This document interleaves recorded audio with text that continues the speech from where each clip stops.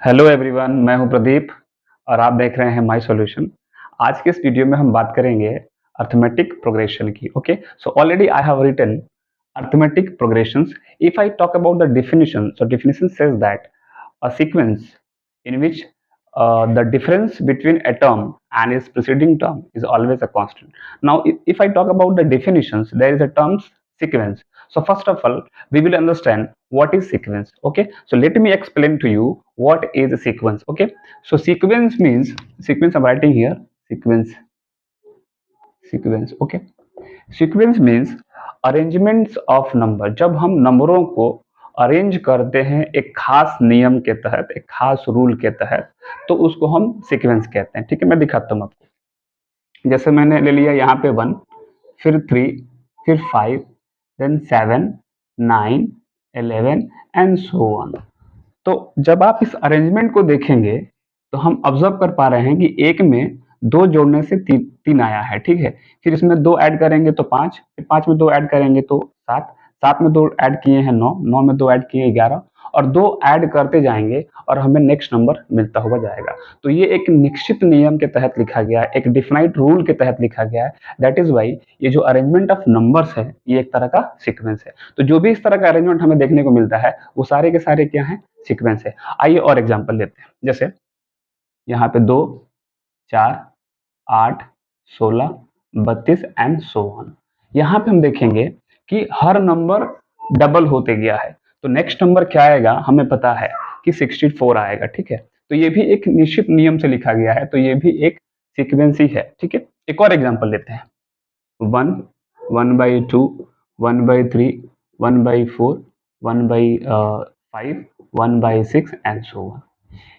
इस अरेंजमेंट में क्या है कि आप देखेंगे डिनोमिनेटर में लगातार 1 जोड़ा गया है। यहाँ पे भी 1 जोड़ा गया है, यहाँ पे 1, यहाँ पे 2, यहाँ पे 3, सब जगह 1 जोड़ जोड़ के ये सीक्वेंस आगे बढ़ रहा है। तो यहाँ भी एक निश्चित नियम के तहत ही इसको लिखा जा रहा है, तो ये भी एक सीक्वेंस है। लेकिन अगर अरेंजमेंट ऑफ नंबर हो लेकिन वहां पे कोई रूल फॉलो नहीं किया गया हो, कोई अगर वहां पे नियम फॉलो नहीं किया जा रहा है, तो वो अरेंजमेंट सीक्वेंस नहीं है। ठीक है, सीक्वेंस को हम टर्म्स के आधार पे दो तरीके का बता सकते हैं। पहला है फाइनाइट सीक्वेंस, फाइनाइट सीक्वेंस, ठीक है, और दूसरा होता है इनफाइनाइट सीक्वेंस। ठीक है, इनफाइनाइट सीक्वेंस। ये जो टाइप्स है ये on the basis of terms है। अगर सीक्वेंस में नंबर ऑफ टर्म्स लिमिटेड है तो वो फाइनाइट सीक्वेंस है, जिसमें हम जैसे मान लें हम यहाँ से 1 से लेके 11 तक लिखे, उसके बाद लिखे ही नहीं, तो यहाँ पे टर्म्स 1 से शुरू होकर 11 पे खत्म हो जाता है, ये हमारा फाइनाइट सीक्वेंस है। लेकिन अगर सीक्वेंस 1 से शुरू होकर के, फर्स्ट टर्म से शुरू होकर के लगातार अनंत तक जा रहा है, इनफाइनाइट तक जा रहा है, तो वो हमारा हो जाएगा इनफाइनाइट सीक्वेंस। ओके, ठीक है। अब हम बात कर लेते हैं थोड़ा सा इसके आगे सीरीज की। ठीक है, तो सीरीज की अगर मैं बात करूं तो सीरीज जब हम सीक्वेंस के टर्म्स को let me right here series. ठीक है, तो एक हम पहले सीक्वेंस लेते हैं। यहाँ पे मैं सीक्वेंस ले लेता हूँ। यहाँ पे 1, 3, 5, 7, 9, 11 एंड सो ऑन। तो ये एक सीक्वेंस है, क्योंकि ये एक डिफाइंड रूल से लिखा गया है। हम क्या करते हैं, जब सीक्वेंस के टर्म्स को हम ऐड करते हैं या फिर सेपरेट करते हैं, यानी कि हम उनको कंबाइन कर रहे हैं एक प्लस साइन से या फिर माइनस साइन से, तब हमें मिलता है सीरीज। 1 + 3 + 5 + 7 + 9 + 11 and so on. तो यहाँ पे जितने सारे सीक्वेंस के टर्म्स हैं सबको कंबाइन करा गया है एक ऑपरेशन से, प्लस साइन से या फिर माइनस से भी आप कंबाइन कर सकते हैं, तब इस केस में ये सीरीज कहा जाएगा। ठीक है, तो सीरीज को भी हम टर्म्स के आधार पे दो तरीके का बोल सकते हैं। एक फाइनाइट सीरीज जिसमें नंबर ऑफ टर्म्स लिमिटेड होंगे, और एक होगा इनफाइनाइट सीरीज जिसमें नंबर ऑफ टर्म्स 1 से शुरू होकर के अनंत तक जाएंगे। ठीक है, अब हम बात करेंगे अर्थमेटिक प्रोग्रेशन की, एपी की। ठीक है, तो एपी जो होगा वो एक सीक्वेंस ही होगा। सीक्वेंस तो बहुत तरह के होते हैं, लेकिन एपी उसमें से एक स्पेशल टाइप का सीक्वेंस होगा। ठीक है, जिसमें किसी भी एक टर्म को लीजिए और उसके पहले वाले टर्म्स को घटाइए, तो जो हमें डिफरेंस मिलेगा वो कांस्टेंट मिलेगा, हर जगह सेम मिलेगा। मैं आपको एग्जांपल से समझाता हूँ। जैसे अगर हम एपी की बात करें तो हमें मिलता है यहाँ पे 2, 4, 6, 8, 10, 12 एंड सो ऑन। ये एक सीक्वेंस है। लेकिन हम डिफरेंस अगर निकालें किसी दो टर्म्स के बीच का कंसेक्यूटिव, तो 4 - 2, यहाँ पे डिफरेंस क्या है 2। अगर इन दोनों के बीच का डिफरेंस निकाले 8 - 6, 2। अगर इन दोनों के बीच का डिफरेंस निकालें 10 माइनस 8 इज इक्वल टू 2। तो किसी भी दो कंसेक्यूटिव टर्म्स यानी लगातार किसी दो टर्म्स का जो डिफरेंस है वो कांस्टेंट अगर रह रहा है हर बार, तो ये जो सीक्वेंस होगा वो अर्थमेटिक प्रोग्रेशन कहा जाएगा। ठीक है, और इसमें जो पहला टर्म होगा, पहला टर्म फर्स्ट टर्म, ठीक है, फर्स्ट टर्म इसको हम ए से रिप्रेजेंट करेंगे, और जो डिफरेंस होगा टर्म्स के बीच का उसको हम कॉमन डिफरेंस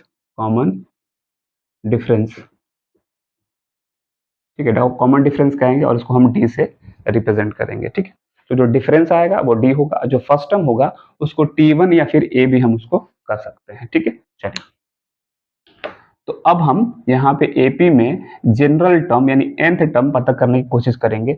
उससे पहले हम आपको बताना चाहते हैं कि एपी के जो टर्म्स होते हैं वो किस फॉर्म में होते हैं। चलिए इस बात को समझते हैं एक एग्जांपल लेकर के। मेरे पास एक एपी है 1, ठीक है, 3, ठीक है, 5, 7, 9, 11 एंड सो ऑन। ये एक एपी है। यहाँ पे आप देख सकते हैं ये पहला टर्म है, ये दूसरा टर्म है, ये तीसरा टर्म है, ये चौथा टर्म है, ये पांचवा है एंड सो ऑन। ये हमारे टर्म्स हैं एपी के। ठीक है, यहाँ पे टी वन यानी फर्स्ट टर्म को हम ए भी कहते हैं जो कि इक्वल है 1 के। ठीक, अगर हम डी की बात करें तो किसी दो टर्म्स के बीच का आप डिफरेंस निकाल सकते हैं, वो डी है। तो मान लीजिए हम इन दोनों के बीच का डिफरेंस निकालें तो 5 माइनस 3 इज इक्वल टू 2, ये हमारा डिफरेंस है। ठीक है, अब टी1 जो है, टी1 वो होगा ए इक्वल टू 1, टी2 जो होगा, टी2 यानी सेकेंड टर्म वो ए और डी के फॉर्म में लिखा जा सकता है उसको। ठीक है, हम चाहें तो सेकेंड टर्म को ए और डी के फॉर्म में लिखेंगे। कैसे? अगर हम ए में डी जोड़ दें, ए में अगर 1d जोड़ दें, एक डी, तो वो टी2 टर्म्स को रिप्रेजेंट करेगा, यानी सेकेंड टर्म ए और डी के फॉर्म में है। देखते हैं कैसे। ए का वैल्यू है यहाँ पे फर्स्ट टर्म 1 और डी का वैल्यू है 2, जोड़ देंगे यहाँ पे आ जाएगा 3। तो देखिए सेकेंड टर्म हमें क्या मिला, 3 मिला। यहाँ भी सेकेंड टर्म क्या है, 3 है।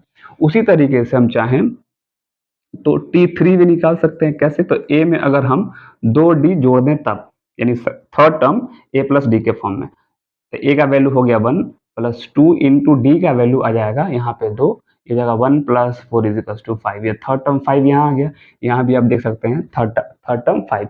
तो जो एपी है वो इस फॉर्म में होता है A plus D, A plus 2d, A plus 3d, A plus 4d and so on, move on करता है। ठीक है, तो एपी के जो टर्म्स होते हैं वो ए प्लस डी के फॉर्म में इस तरीके से होते हैं। जो ये पहला टर्म होता है, ये दूसरा टर्म होता है, ये तीसरा टर्म, चौथा टर्म, पांचवा एंड सो ऑन। ठीक है, ठीक है। अब हम आगे समझेंगे कि हम एपी के जनरल टर्म्स कैसे फाइंड आउट करेंगे। ठीक है, तो चलिए हम एपी के nth टर्म को फाइंड करते हैं। ठीक है, हम लोग फाइंड करेंगे to find nth term of AP. ठीक है, तो एपी के हम फर्स्ट टर्म पता करने जा रहे हैं। तो T1 जो होता है फर्स्ट टर्म वो तो ए होता है। ठीक है, अब अभी हमने सीखा कि T2 जो होता है, T2 वो ए में डी जोड़ देने से हमें T2 मिल जाता है। अगर थर्ड टर्म निकालना है तो ए में हम 2d जोड़ देंगे तो हमें थर्ड टर्म मिल जाएगा। अगर हमें फोर्थ टर्म निकालना है तो ए में हम 3d जोड़ देंगे तो हमें फोर्थ टर्म मिल जाएगा। अगर हमें T5 निकालना है तो ए में हम 4d जोड़ देंगे तो हमें T5 मिल जाएगा। इस तरीके से हम जितने टर्म चाहें निकाल सकते हैं ए प्लस डी के फॉर्म में। तो अगर हमें Tn यानी लास्ट का टर्म निकालना है, Tnth टर्म, तो अब हम क्या लिखेंगे यहाँ पे। तो आप देख सकते हैं कि जब ये T2 है यहाँ पे, तब ये यहाँ पे 1 है, जब यहाँ पे 3 है तब यहाँ पे 2 है, जब यहाँ 4 है तो ये 3 है, यानी कि जो नंबर यहाँ है उससे ये एक कम रह रहा है हमेशा। ये 5 है तो 4 है, जब ये 6 होगा तो यहाँ 5 होगा, जब ये n है तब यहाँ पे n-1 होगा। ठीक है, आई इंटू डी, ये होगा जनरल टर्म। इसको जनरल टर्म भी कहते हैं, general term of AP, general term of AP. ठीक है, ये जनरल टर्म है, ये लास्ट टर्म है। ठीक है, तो इस लास्ट टर्म से क्या फायदा होगा कि मान लीजिए अगर आपको कोई एपी दे रखा है और आप कोई भी टर्म निकालना चाहते हैं डायरेक्ट, तो आप इस फॉर्मूला का इस्तेमाल करके कोई भी टर्म निकाल सकते हैं। फॉर एग्जाम्पल मान लीजिए दिया हुआ है 5, ठीक है, 10, 15, 20, 25 एंड सो ऑन। अब आपसे कहा गया कि आप मुझे T20 टर्म बताइए क्या होगा। ठीक है, T20 यानी 20वां टर्म्स अगर आपको निकालना हो तो हम इस फॉर्मूले का इस्तेमाल करके इस सीक्वेंस का आराम से निकाल सकते हैं। जैसे यहाँ पे A की वैल्यू सबसे पहले लिखेंगे 5 है और D की वैल्यू हम निकाल लेंगे सब्ट्रैक्ट करके 15 - 10 इज इक्वल टू 5, ये D की वैल्यू है, ठीक है। और डायरेक्ट हम यहाँ से फॉर्मूला अप्लाई करेंगे Tn इज इक्वल टू, तो Tn हमें नहीं निकालना है, हमें T20 टर्म्स निकालना है, तो n के जगह पे हम 20 पुट करेंगे, ठीक है, ठीक है। T20 A के जगह पे क्या होगा, यहाँ पे हमारे पास हो जाएगा 5, क्योंकि A का वैल्यू 5 है, प्लस n के जगह पे क्या होगा, 20 टर्म्स निकाल रहे हैं तो 20 - 1 और D का वैल्यू क्या है 5। तो सॉल्व आउट करेंगे इसको, 5 + 19 × 5, ठीक है। तो ये 5 + 19 5 95 हो जाएगा और यहाँ आ जाएगा 100। तो जो 20वां टर्म होगा लिखने के बाद, जो 20 नंबर पे जो टर्म्स आएगा उसकी वैल्यू होगी 100, ठीक है। तो इस तरीके से इस जनरल फॉर्म का इस्तेमाल करके हम एपी के किसी भी टर्म्स को फाइंड आउट कर सकते हैं, ठीक है। तो आने वाले अगले वीडियो में हम सीखेंगे कि how to find the sum of AP terms, ठीक है। So please